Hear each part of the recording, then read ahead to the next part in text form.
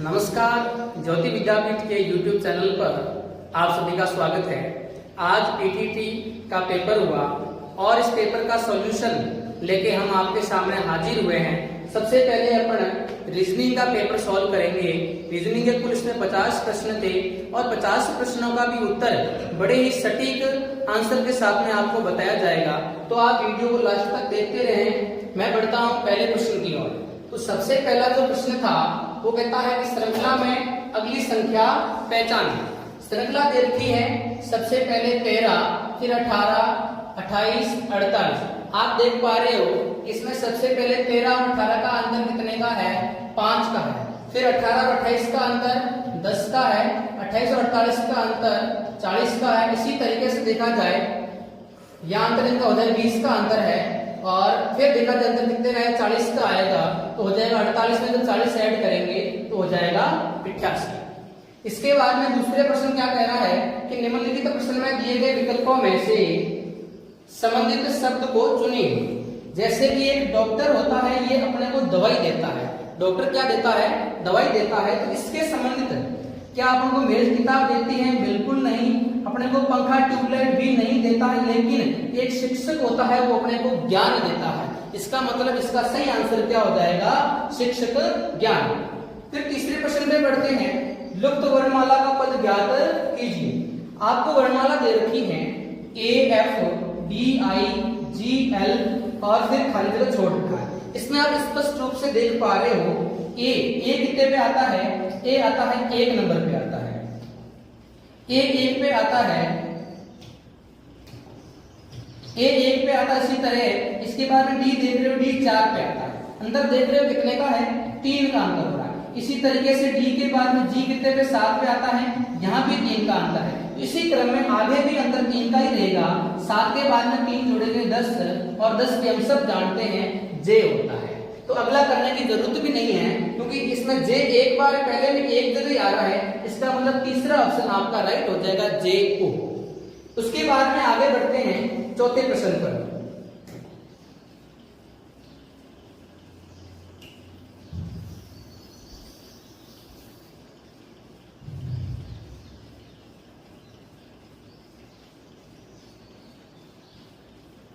चौथे प्रश्न में आप देख पा रहे हो कि आपको एक सारणी दी गई है और सारणी में एक लुप्त संख्या छोड़ी गई है और इस लुप्त संख्या का आपको पता करना है। तो कैसे पता करोगे? यहाँ देख पा रहे हो 3 लिखा हुआ है, फिर 7 है, 10 और इन तीनों से मिलाकर अपन को 210 कैसे मिलेगा? तो इन तीनों का आपस में गुणा कर लेते हैं। 7 ये 21 और 21 गुणा 10 210। इसी तरीके से इधर देख पा रहे हो कि 9 दुणे 18 और 18 छके 108। तो इसी क्रम में 8 का गुणा किससे करूं, फिर उसका गुणा 3 से करूं ताकि उत्तर कितना मिल जाए? 120। तो 8 दिए हो गए 24। 24 का गुणा ऑप्शन में ये 5 देखो, 24 गुणा 5 कितने हो गए?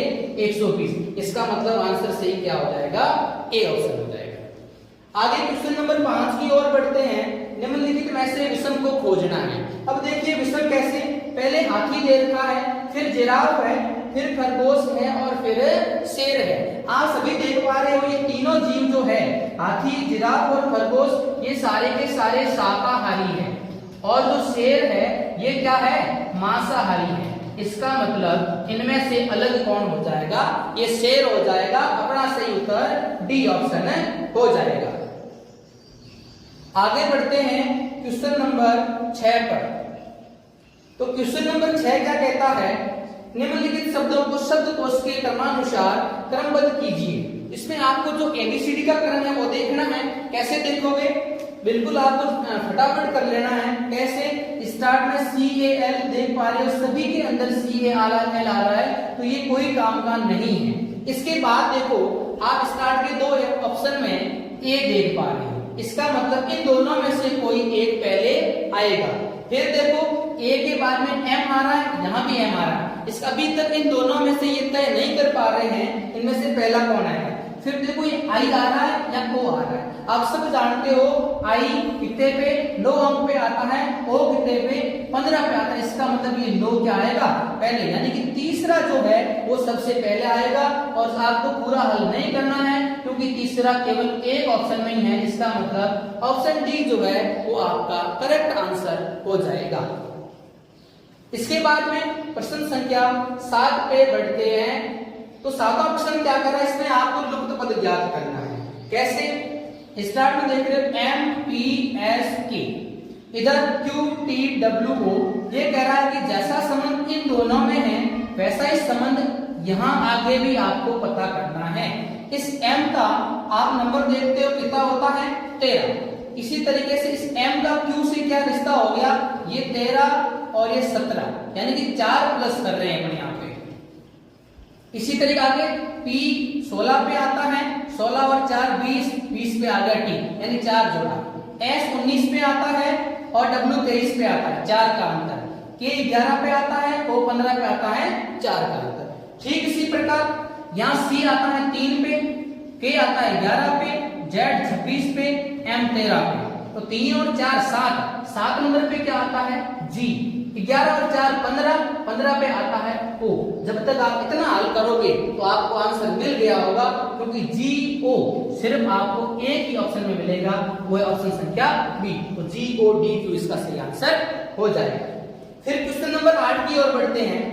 क्वेश्चन नंबर 8 कहता है यदि किसी निश्चित कूट भाषा में प्रेशर को ये लिखा जा रहा है, इसके बाद में इसी तरीके से कूट भाषा में सक्सेस को क्या लिखा जाएगा। तो आप जल्दी से नोट कीजिए कि इधर क्या हो रहा है, जो प्रेशर है इसमें सभी इसके जो लेटर्स है इनका क्रम बदल दिया गया है। जो सबसे पहले आ रहा था सबसे बाद में ले जाया गया है, और जो सबसे बाद में था उसे सबसे पहले ले आया गया है। इसका मतलब सक्सेस में भी कुछ ऐसा ही आपको करना है कि सबसे पीछे वाले 2 S स्टार्ट में देखो कहां मिलेंगे, ऑप्शन नंबर ए में है, ऑप्शन नंबर बी में है।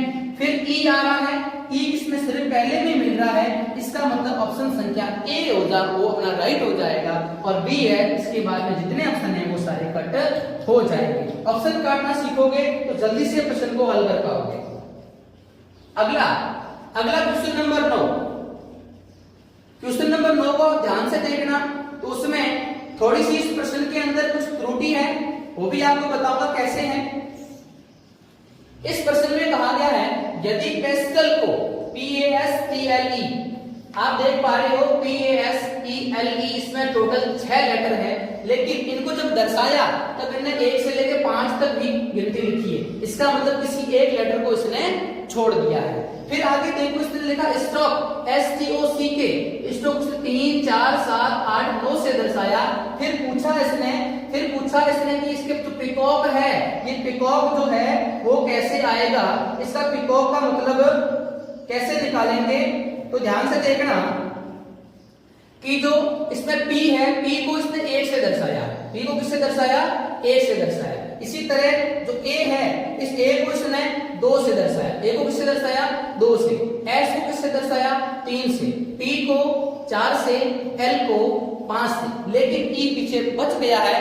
तो इसको अपने को क्या दर्शाना है, यदि आंसर देखोगे, ऑप्शन देखोगे, इसमें आपको जहां तक 6 दिख रहे हैं तो 6 अपने यहां मानेंगे। अब देखते हैं ये क्वेश्चन या तो डिलीट होगा या फिर इस क्वेश्चन का आंसर इस 6 को लेते हुए माना जाएगा। ठीक है, तो इसने ये बता दिया मैंने आपको। इसके बाद जो स्टॉक लिख रखा है STOCK, इसमें S को इसने 3 से दर्शाया है, T को इसने 4 से, O को 7 से, C को जो C है, C को इसने 8 से दर्शाया है, और K को 9 से दर्शाया है। तो आप स्पष्ट देख पा रहे हो कुछ इसमें ऐसे लेटर्स है और इसमें दोनों में सेम आ रहे हैं। कौन सा, T सेम आ रहा है। T का यहां मतलब कि कितना था, चौथा लेटर था, यानी कि 4 था। और यहां देख पा रहे हो जो अगले में T का जो मतलब है, इसमें भी T का मतलब कितना है, 4 है। इसी तरीके से देखोगे पिकॉक के लिए, तो पिकॉक में P का मतलब क्या हो जाएगा, P शुरुआत में था 1 हो जाएगा। तो देखोगे 1 कहां आ रहा है, इन दोनों ऑप्शनों में और तीनों ऑप्शनों में 1 आ रहा है, अभी तक कोई ऑप्शन कटेगा नहीं। फिर अगला आ रहा है E के लिए अपने अभी 6 निर्धारित किया था कि इसमें क्वेश्चन में छूट गया है, तो ये 6 देख पा रहे हो, 1 2 3 सभी में अभी तक बराबर चल रहा है। उसके बाद में आपका अंक लेटर आता है A का क्या होता है, 2। तो ये देखो 1 6 और 2, अभी देखो एक ऑप्शन आपका कट गया है, ये उधर वाले, ये दोनों ऑप्शन अभी तक आपके बच गए हैं। इसके बाद देखो सी के लिए क्या अंक निर्धारित था, तो इसमें चौथा 8, ये देखो 1 2 6 8, ये केवल एक में, इसका मतलब ऑप्शन सी जो है वो अपना करेक्ट आंसर हो जाएगा। अगला देखो क्वेश्चन, बहुत अच्छा क्वेश्चन था। क्या क्वेश्चन था, ध्यान से देखना। क्वेश्चन कह रहा है कि प्रातः 6:20 पे घड़ी की दोनों सुइयां कौन सा, घड़ी की दोनों सुइयां कौन सा कोण बनाएगी, तो कोण कैसे बनाना। अभी मैं आपको थोड़ा सा हो सकता है छोटा देखकर जूम करके दिखा रहा हूं। हाँ, अब शायद आपको स्पष्ट दिख रहा होगा, तो यहां देखिएगा, यहां देख पा रहे 6:20 दिया है ना, तो 6:20, इनके बीच में जो घड़ी की सुइयां होगी उनके बीच में कोण कितने का बनेगा। तो देखो आप समझ रहे हो कि कोई हम सामने घड़ी लगी होगी एग्जाम रूम में और उसको देख के टाइम निकाल देंगे, लेकिन उसमें थोड़ा सा बिल्कुल एग्जैक्ट नहीं बता पाओगे, क्योंकि ऑप्शन ऐसे ही दिए हैं, 70 पे दिया है, 75 पे दिया है, कंफ्यूज हो जाओगे। तो क्या करना होगा, सूत्र का सहारा लेना है। सूत्र कैसा होता है, into h minus 11 into m बटा 2। h का मतलब क्या है, घंटा, और इस m का मतलब क्या है, मिनट।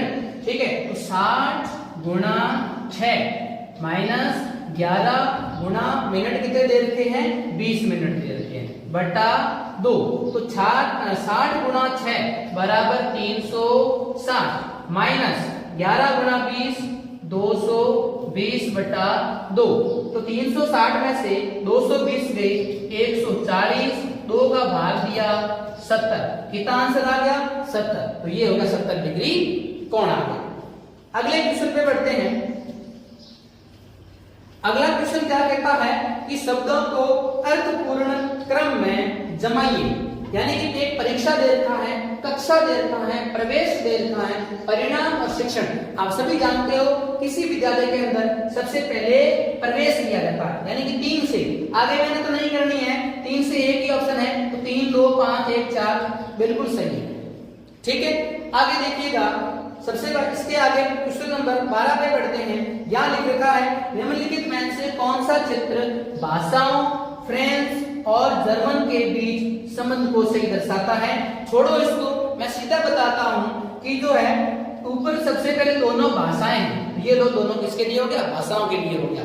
फिर इसके अंदर 2 अलग अलग भाषाएं दे रखी है, इन भाषाओं का आपस में कोई रिश्ता नहीं है। इसका ऐसी आकृति कौन सी है, डी ऑप्शन। तो डी ऑप्शन आपका करेक्ट हो जाएगा। आगे देखिए क्वेश्चन नंबर 13, ये जो क्वेश्चन नंबर 13 है वो क्या कहता है, निम्नलिखित में से कौन सा वह आरेख वर्गों के बीच संबंध को सही दर्शाता है, यानी कि पहले वाला सेम क्वेश्चन है। या पूछ रहा है, एक दिया भोजन, एक दिया मटर, एक दिया सब्जियां। तो आप सबको पता है कि मटर क्या है, एक प्रकार की सब्जी है, और सब्जी कुल मिला के क्या है, भोजन है। इसका मतलब सबसे अंदर मटर हो गई सब्जी, और सारी सब्जियां क्या हो गई, भोजन। इसका मतलब जो ए वाला ग्राफ है ये बिल्कुल ही सही है। आगे क्वेश्चन नंबर 14 क्या कर रहा है, इसमें एक कथन दे रखा है कि आपको कलकत्ता से मुंबई जल्दी पहुंचने के लिए हवाई जहाज से जाएं। इसने कथन दिया, ठीक है कथन दिया, लेकिन इसकी धारणाएं क्या दे रखी हैं, कलकत्ता और मुंबई हवाई सेवा से जुड़े हुए हैं। आप एक चीज यहाँ पे नोट करना, इसने कथन में लिखा है जल्दी पहुंचने के लिए।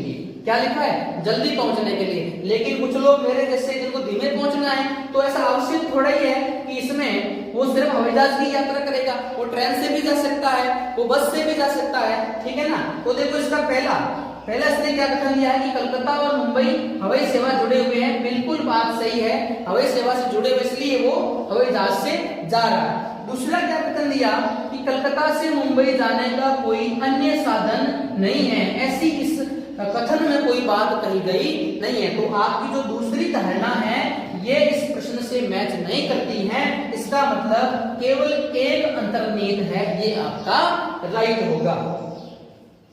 आगे क्वेश्चन नंबर 15 पे बढ़ते हैं, अगले पेज पे चलते हैं।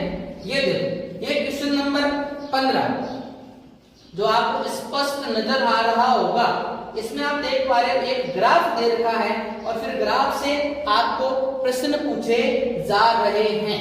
तो प्रश्नों में देखा जाए क्वेश्चन नंबर 15 में आपको ग्राफ और दोनों साथ में बताने की कोशिश करूंगा। शायद ग्राफ थोड़ा सा कट रहा है। हाँ, अब पूरा गया। अब देखिए क्वेश्चन नंबर 15 क्या कह रहा है। क्वेश्चन नंबर 15 कह रहा है कि निम्नलिखित में से किस अवधि में बिक्री में लगातार वृद्धि हुई है। आप देख पा रहे हो अप्रैल से मई में ग्राफ क्या आ गया, नीचे आ गया, लेकिन उसके बाद कंटिन्यू वृद्धि हो रही है ना। तो मई से लेके अगस्त तक जो है वो पूरी वृद्धि होती जा रही है। इसका मतलब ऑप्शन संख्या बी जो होगा वो अपना राइट आंसर होगा, क्योंकि मई से लेके अगस्त तक इस ग्राफ में कोई कमी नहीं आई है। आगे देखो कि औसत मासिक विक्रय है।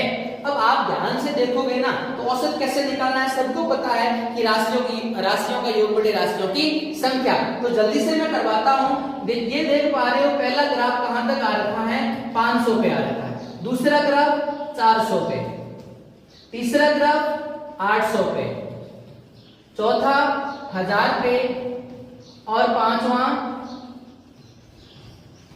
1200।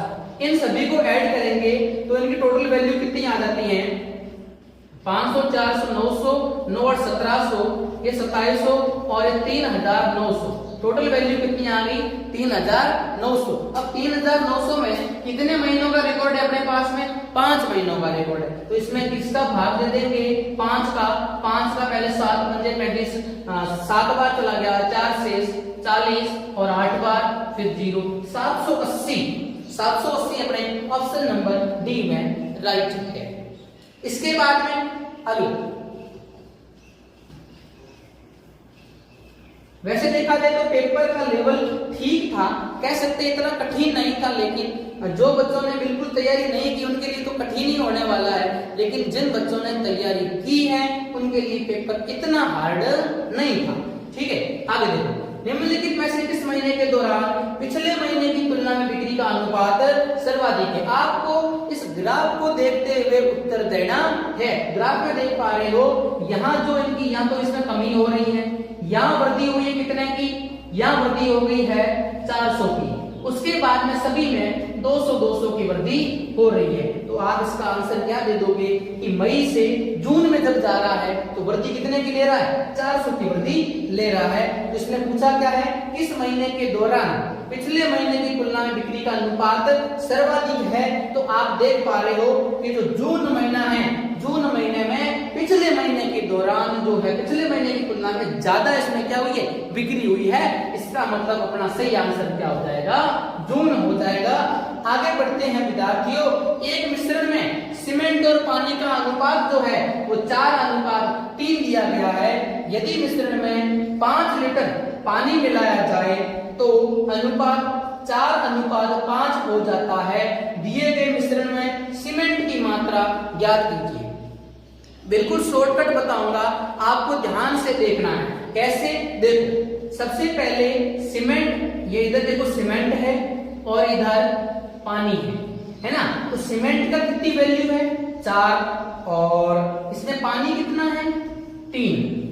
अनुपात है, देखना आगे देखते रहो। आगे देखो इसने बोला है कि सिर्फ इसमें क्या मिलाया, 5 लीटर पानी। मिश्रण में क्या मिला दिया, 5 लीटर पानी। तो प्यारे विद्यार्थियों ध्यान देने योग्य बात यह है कि इसमें ये जो सीमेंट स्थिर रही है, सीमेंट में कोई बदलाव नहीं किया ना, बढ़ाया क्या आपने, पानी। अनुपात कितना हुआ, 4:5। लेकिन सोचने योग्य बात यह है, आप बोलोगे सर 5 लीटर पानी बढ़ाया लेकिन यहाँ वृद्धि अनुपात में कितनी हुई है, केवल 2 की वृद्धि हुई है। तो ये 2 किसके बराबर हो जाएंगे, 5 के बराबर। 2 किसके बराबर हो जाएंगे, 5 के बराबर। तो मेरे को 4 पता करना है, क्योंकि लास्ट में पूछा है कि सीमेंट की मात्रा ज्ञात कीजिए। सीमेंट की मात्रा अब ज्ञात करनी है। 2 5 के बराबर है, 1 कितने के बराबर होगा, 5/2 के। तो 4 कितने के बराबर होगा, 5/2 गुणा 4। 2 के पाड़े से 2 बार, 5 दूनी 10। कितना हो जाएगा, 10 लीटर। इसने भी ये किया होगा, बिल्कुल सही है। हाँ, ये अच्छा क्वेश्चन था थोड़ा सा गणित का, जिसके जिन विद्यार्थियों ने साथ साथ में गणित पढ़ी है उनको तो बहुत फायदा हुआ है। और जिसने नहीं पढ़ी है उनको थोड़ा या निराशा जगत में जाना पड़ा होगा। आगे देखो, फिर आगे बात करते हैं अपने एक प्रश्न है, ये मिश्रण का हो गया। मिश्रण के बाद में एक जो बड़ी खतरनाक सारणी आप देखने को मिली थी, ठीक है ना, जिसका थोड़ा सा क्वेश्चन निकालने में पसीने छूटते हैं, ठीक है, ये शायद एक नॉर्मल विद्यार्थी से थोड़ा सा नहीं हुआ होगा, अच्छा क्वेश्चन था।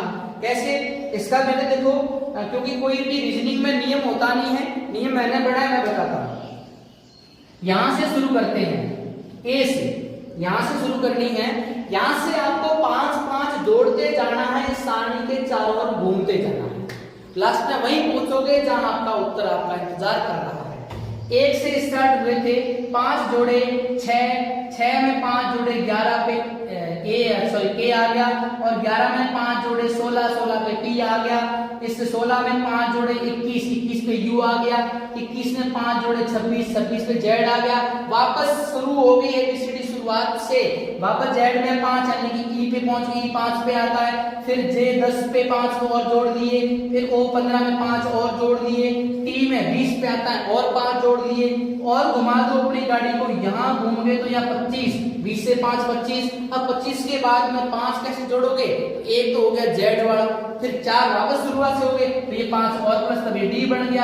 अब डी में 5 जोड़ो, ये 4 में आई लोग तो ये 5 और जोड़ दिया, आई के बाद में 5 जोड़ो, या एन तक पहुंच गए, एन के बाद में 5 जोड़ो, 14 के 5 यानी 19, यहाँ पहुंच गए, फिर यहाँ 5 जोड़ो। अब देखो 19 और 5 कितने, 24 पे क्या होता है, एक्स होता है।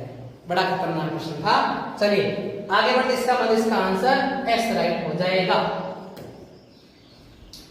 अब आगे प्रश्न संख्या 20 कहता है, 4 विकल्पों में से एक उपयुक्त आकृति का चयन करें जो आकृति मैट्रिक्स को पूरा करती है।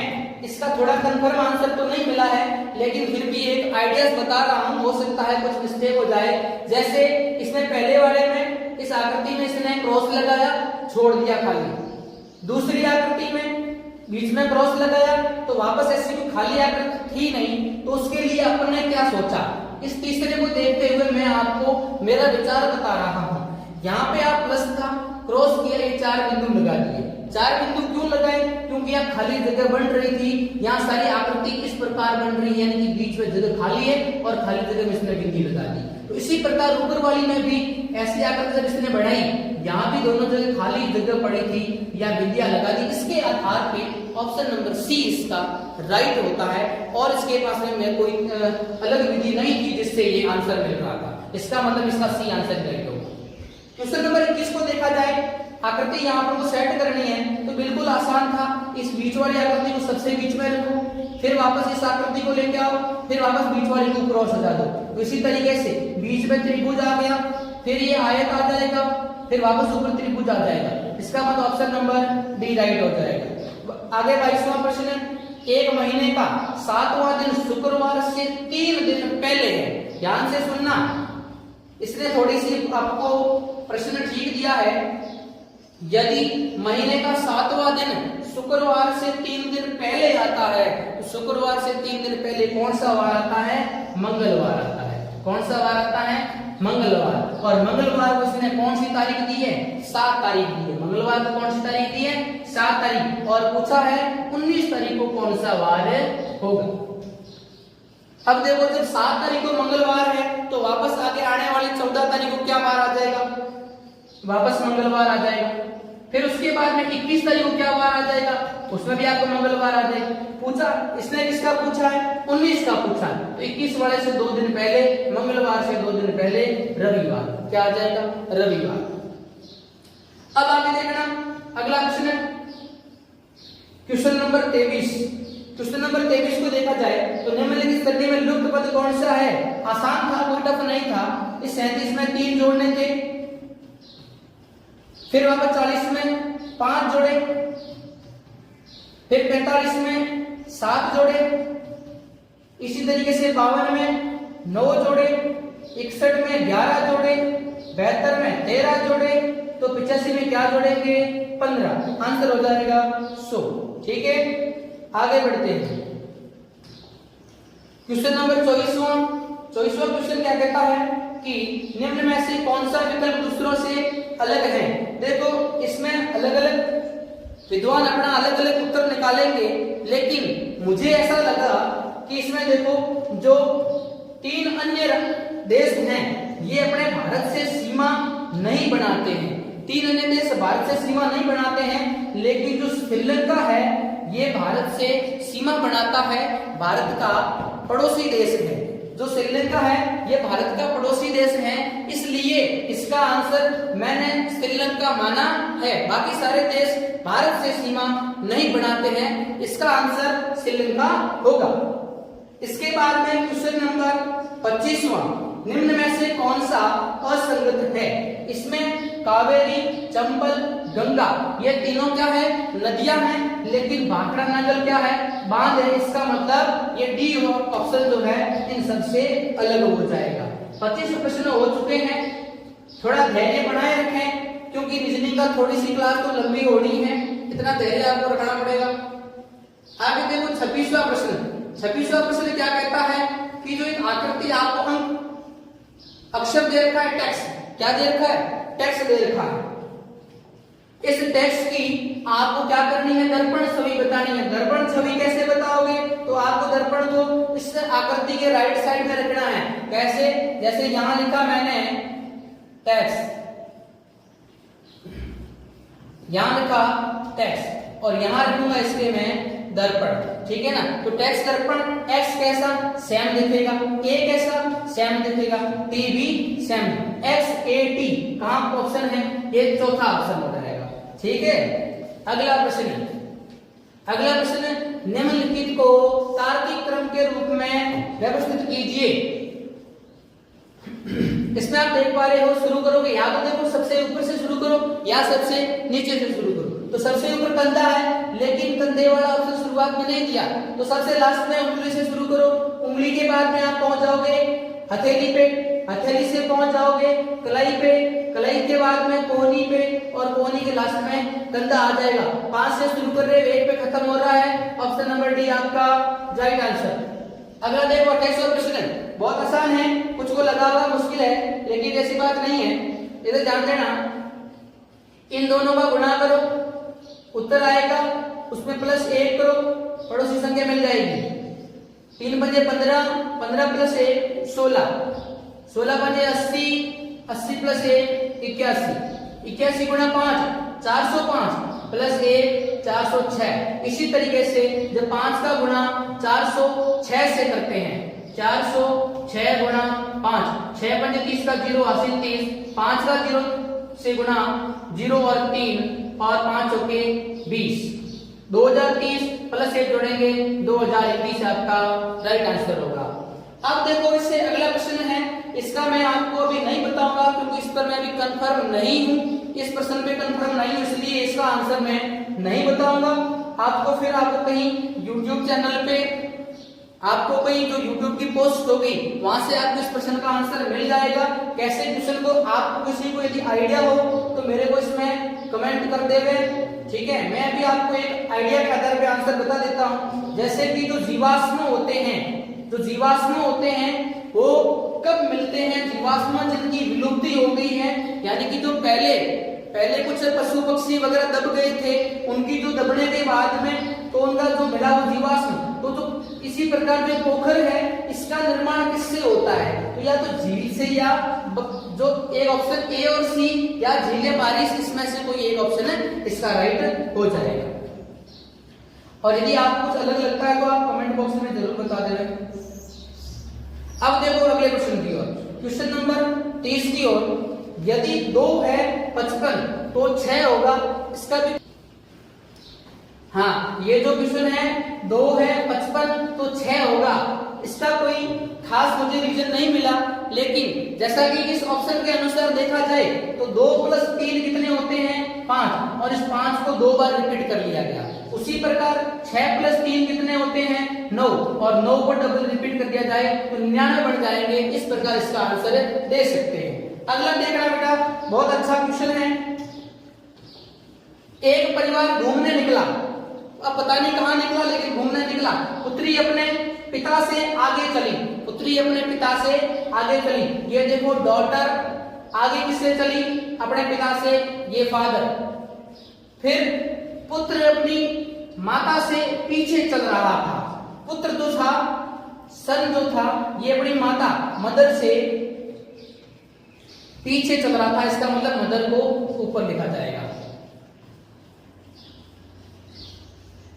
अरे भाई ये लो, अब देखो आगे, अब इसने पूछा लेकिन इस पुत्र की दोनों स्थिति दी है, पुत्र अपनी माता से तो पीछे चल रहा था लेकिन पिता से आगे चल रहा था, और क्वेश्चन पूछा कि सबसे पीछे कौन, तो सबसे पीछे बापूजी, पिता इसका राइट आंसर हो जाएगा। ठीक है, अब देखना अगला प्रश्न, बहुत बढ़िया क्वेश्चन है। एक बार देखने से तो क्वेश्चन से डर लगता है, लेकिन क्वेश्चन इतना डराना नहीं है, ध्यान से देखना। निम्न प्रश्न में दिए गए विकल्पों में से प्रश्नवाचक पर जो है आपको उत्तर देना है। कैसे करोगे? आप देखो कि इन दोनों से 25 कैसे बना, तो 2 और 3 का योग कितना होता है, 5 होता है, और 5 का वर्ग कितना होता है, 25 होता है। इसी प्रकार 15 से 21 का वर्ग 441, इसी तरह 12 13 25 और 25 का वर्ग 625। अपना राइट आंसर क्या हो जाएगा, 625। सत्यता जाननी है तो 10 और 7 17, 17 का वर्ग कितना होता है, 289। इस प्रकार 32 प्रश्न कंप्लीट हुए। 33वां प्रश्न, ध्यान से देखना, इसमें आपको त्रिभुजों की संख्या गिननी है। इसमें मुझे लगता है काफी बच्चे इस क्वेश्चन को गलत करके आए होंगे, लेकिन इतना कठिन क्वेश्चन भी नहीं था, ठीक है ना। लेकिन नए बच्चे हैं, पीटीटी के 12वीं करके निकले हैं, तो हो सकता है समस्या आई होगी। ऐसे क्वेश्चन को करने का एक अच्छा तरीका है, कैसे, इधर देखना, आकृति बनाई, फिर ये पूरा ड्रॉ कर दिया। अब एक काम करो, इसमें जहां जहां बीच में खाली जगह है ना, वहां क्या करोगे, ये कितने सीधे लिख दो पहले, 1 नंबर, 2 नंबर, 3 नंबर, 4 नंबर और 5 नंबर। ये छोटे छोटे 5 त्रिभुज तो सीधे ही हो गए, तो ये लो अपने 5 गिन दी तो पहले ही कंप्लीट हो गए, 5 तो खड़े हो गए, ये लो। अब देखो क्या करो, 2-2 त्रिभुजों को साथ में जोड़ जोड़ के बनाओ, 1 और 2 को जोड़ बना दो, 1 2। इसके बाद में 2 और 3 की जोड़ी बना दो, 2 3। फिर इसके बाद में 1 और 5 की जोड़ी बना दो, ये 1 5, और कोई 2 की जोड़ी बच गई, बिल्कुल बच गई, 4 और 5 की जोड़ी बच गई, 4 और 5। ये कुल मिला के 2-2 की जोड़ियां सारी कंप्लीट हो गई। अब 2 के बाद में 3-3 की जोड़ियां बनाओ, 2 3 4, 2 3 4, आराम से देखो त्रिभुज बन रहा है। इसके बाद में 3 4 5, 3 4 5, एक त्रिभुज बन रहा है। कितने हो गए, 5 6 7 8 9 10 11, और एक सबसे बड़े वाला 12। ये देखो उत्तर आ गया इसका 12। ठीक है, अब देखना अगला क्वेश्चन, 34वां क्वेश्चन जो कह रहा है वो अपने को बता रहा है कि इसमें से आपको क्या पता करना है, इसमें से आपको अलग डालना है। कैसे छांटोगे अलग को, तो अलग देखो, कथकली शास्त्रीय नृत्य है, भरतनाट्यम भी शास्त्रीय नृत्य है, कुचिपुड़ी भी शास्त्रीय नृत्य है, लेकिन भांगड़ा जो है ये इनकी तरह है। घूमर अपना राजस्थान का हो गया, असम की बहु भाग भी असम का हो गया, और ये गरबा कहाँ का हो गया, गुजरात का हो गया। इसी तरीके से ये जो भांगड़ा है इसका हो जाएगा पंजाब, तो पंजाब इसका सही आंसर कौन सा हो जाएगा, भांगड़ा, ऑप्शन नंबर डी। आगे देखो, यदि टीवी को रेडियो कहा जाता है, रेडियो को ओवन कहा जाता है, ओवन को ग्राइंडर कहा जाता है, ग्राइंडर को आयरन कहा जाता है, तो एक महिला बेक किसमें करेगी। अब देखो कुछ लोग बेक से कंफ्यूज हो रहे हैं, लेकिन बेक का मतलब है खाने को गर्म करना, ठंडा करना, बेकरी वाले शब्द है ना, उसी तरीके से ये बेक खाने से संबंधित कि खाने को वो गर्म किसमें रख पाएगी। तो देखो सीधी सीधी बात करें तो किसमें रखती है, ओवन में, लेकिन ये ओवन को क्या बोल रहा है, ये ओवन को बोल रहा है ग्राइंडर। इसका मतलब ऑप्शन संख्या सी इसका राइट आंसर हो जाएगा। अब देखो क्वेश्चन नंबर 36 नंबर क्वेश्चन क्या कहते हैं, एक निश्चित कोड में बोर्ड को क्या लिखते हैं 53,169। इसके बाद में नियर को 2,416। तो नोड को कैसे लिखोगे, कोई दिमाग कहीं नहीं लड़ाना है, सीधे सीधे है कि बी का मतलब 5, ओ का मतलब 3, ए का मतलब 1। इसी तरीके से आपको इन सीधे सीधे मतलब लेने हैं। तो एन का मतलब शुरुआत में 2 देखो ये पड़ा 2, सभी में 2 है। ओ का मतलब क्या हो गया 3, 2 और 3 कहां है, ये आ रहे हैं, ऑप्शन सही हो जाएगा पहला। इसके बाद में देखो 37वां प्रश्न। 37वां प्रश्न थोड़ा मैथ्स का क्वेश्चन है, अच्छा है, ठीक है। अब देखो प्रश्न क्या कहता है, एक व्यक्ति किसी वस्तु को निश्चित मूल्य पर बेचने पर 20% लाभ प्राप्त करता है। मतलब समझे, ये कह रहा है कि कोई वस्तु 100 रुपए की है, कितने की है 100 रुपए की, और उसको अपन कितने में बेच रहे हैं 120 में। 100 की वस्तु को 120 में बेच रहे हैं, इसका मतलब ये जो वस्तु होगी वो कितने में बिक जाएगी 120 में। 100 की वस्तु 120 में बिकी, लाभ कितना हो गया 20%। हुआ का नहीं हुआ। फिर इसने क्या पूछा, यदि इसे दोगुने मूल्य पर बेचते हैं, दोगुने का मतलब 100 से दुगुना 200, कितने में बेच रहे हैं 200 में बेच रहे हैं, तो पुराने विक्रय मूल्य पर कितने प्रतिशत लाभ होगा। क्वेश्चन ध्यान से समझना, ये कह रहा है इस वस्तु को हमने 200 पे बेचा, ठीक है, लेकिन अब आपको लाभ 100 पे नहीं ज्ञात करना है, आपको लाभ पुराने विक्रय मूल्य पे ज्ञात करना है। तो बताइए इस 220 और 120 और 200 में कोई भी चीज आपकी 120 और 200 में बिके तो कितने का लाभ हुआ 80 का। 80 का लाभ किस पे हुआ 120 पे। 120 पे कितने का लाभ हो रहा है 80 का लाभ हो रहा है, गुणा कितना हो जाएगा 100। हल करोगे उत्तर आ जाएगा 66 और 2/3%। ठीक है, ये इसका आंसर आपको मिल जाएगा। कैसे मिलेगा, देखो 0 0 कट जाएंगे और ये कट जाएगा 2 के पावर से 5 बार, 2 के पावर से 6 बार, ठीक है ना, और 2 के पावर से 3 बार, फिर 2 के पावर से 40 बार। 40 पंजे 200 और 200 भाग 3 66.66 आएगा, जिससे अपन 2/3 में बदलते हैं, तो ऐसा है। ठीक है, आगे ध्यान देना, औसत निकालना है 10 से 20 तक की संख्याओं का। देखो इसको 2 तरीके से निकाल सकते हो, आसान है, कैसे करोगे ध्यान देना।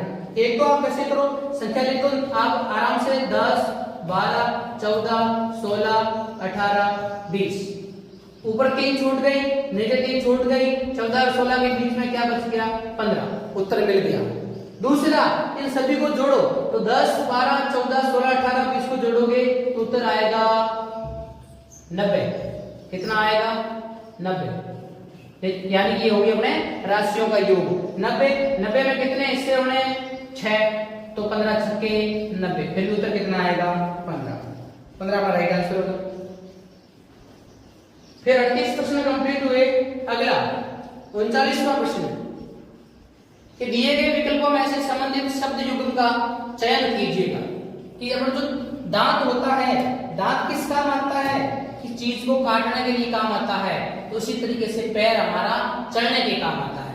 आगे देखना, एक लड़के का परिचय देते हुए एक लड़की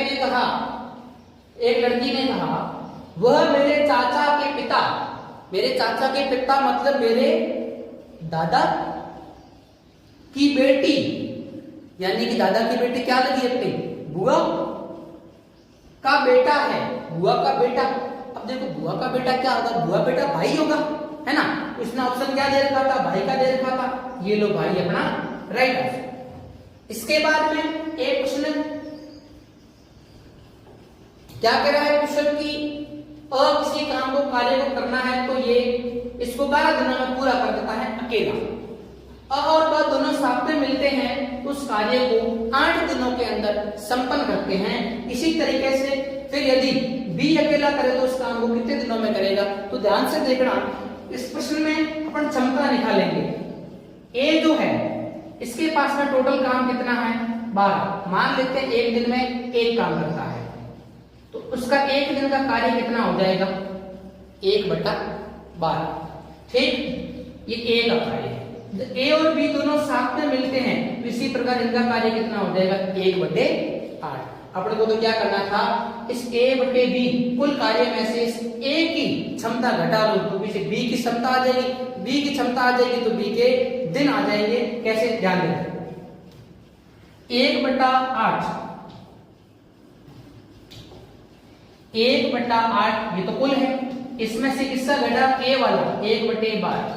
ठीक है, इन दोनों का लसक कितना आ जाएगा 24 और 8 का 12 भाग 3 बार माइनस 12 का 24 भाग 2 बार, 2 का गुणा 1 से 2, उत्तर आ गया 1/24। यानी कि जो b है वो उसकी क्षमता कितनी है 1/24 और 1/24 से आप दिन कैसे काउंट करोगे, सीधे यहाँ 24 आंसर हो जाएगा कि 24 दिन के अंदर ये लड़का b जो है ये अकेला इस काम को पूरा कर लेगा। इसके बाद में देखो अच्छा क्वेश्चन मिला और आपको, इसमें क्या कहा गया है, बहुत अच्छा क्वेश्चन है, जल्दी से समझा दूंगा, ध्यान से समझना।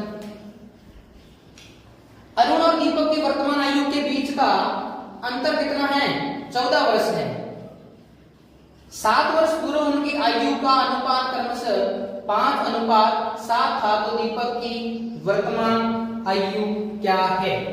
आप ध्यान से देख पा रहे हो इस प्रश्न में, लेकिन मैं बता देता हूं पहले ही इस प्रश्न के ऑप्शन सारे गलत थे, तो आपको चिंता करने की जरूरत नहीं है। ये शायद या तो प्रश्न डिलीट हो जाएगा या आपको बोनस मिल जाएंगे। अधिकतर पीटीटी जैसे एग्जाम में डिलीट ही होते हैं तो डिलीट हो जाएगा। अब देखो इसका आंसर कैसे आएगा, इनकी दोनों की आयु है जो है 14 वर्ष अंतर है इन आयु का, लेकिन इससे बात देखो 7 वर्ष पूर्व उनकी आयु का अनुपात कितना था 5:7। ठीक है, तो दीपक की वर्तमान आयु क्या है, आराम समझना। मैं कहता हूं कि अरुण की आयु उस समय 5 थी अनुपात के रूप में, दीपक की आयु 7, तो मैं मान लेता हूं अरुण की आयु को मैंने मान लिया 5x। ठीक है, इधर दीपक की आयु को मान लिया मैंने 7x। सही बात है। अब 7 वर्ष बाद यानी अभी की बात हो रही है, ये 7 वर्ष पहले के अनुपात थे, तो 7 वर्ष पहले में मैंने 7 वर्ष जोड़े यानी आज की बात कर रहा हूं, ये आज की बात, ये 5x + 7 इधर 7x + 7, क्योंकि दोनों अनुपात हम बराबर वर्ष जुड़ गए। अब आप देख पा रहे हो अनुपात में भी आपको स्पष्ट नजर है कि 7 बड़ा है और 7 बड़ा है, तो कौन बड़ा है, दीपक बड़ा है।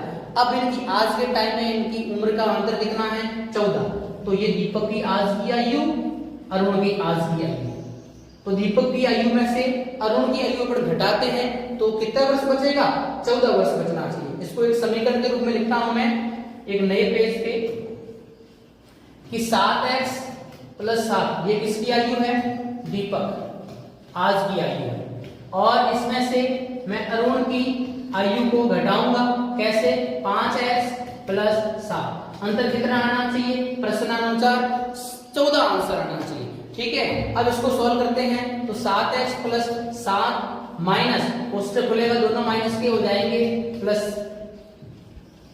-7 बराबर 14, 7 प्लस के माइनस के कट जाएंगे, 7x में से 5x गए 2x बराबर 14, x बराबर 14/2 बराबर 7। x की वैल्यू कितनी आ गई 7 आ गई। अब ध्यान से देखो अपने को आज की चाहिए ना दीपक की उम्र, ठीक है, x का मान कितना आ गया 7, तो 7 × 7 + 7 49 + 7 बराबर 56 आंसर आता है, जो आपके किसी भी ऑप्शन में 56 नहीं था। इसका मतलब इस प्रश्न को या तो आपको बोनस दिया जाएगा, और यदि आपको बोनस नहीं मिला तो प्रश्न डिलीट कर दिया जाएगा। ठीक है, इसका उत्तर कितना आएगा 56 आएगा, यहाँ आपकी किसी ऑप्शन में नहीं है। आगे देखना, आगे प्रश्न आकृति से संबंधित था तो लगभग सभी ने कर लिया होगा। इसमें देखो अलग अलग स्टाइल में आप जैसे 5 बच्चों के फोटो दिखाए गए हैं। इसमें एक बच्चा इधर देख रहा है, इसके दोनों ये वाले यहाँ है कॉर्निया, शायद कॉर्निया बोलते हैं साइंस की भाषा में। इसमें देख पा रहे हो एक नीचे है एक ऊपर है, इसमें दोनों नीचे हैं। इसमें दोनों लेफ्ट साइड हैं, इसमें दोनों ऊपर हैं, इसका मतलब कौन सा होगा, एक नीचे एक ऊपर, ये वाला ऑप्शन नंबर डी इसका राइट हो जाएगा। अब क्वेश्चन बहुत कम बचे हैं,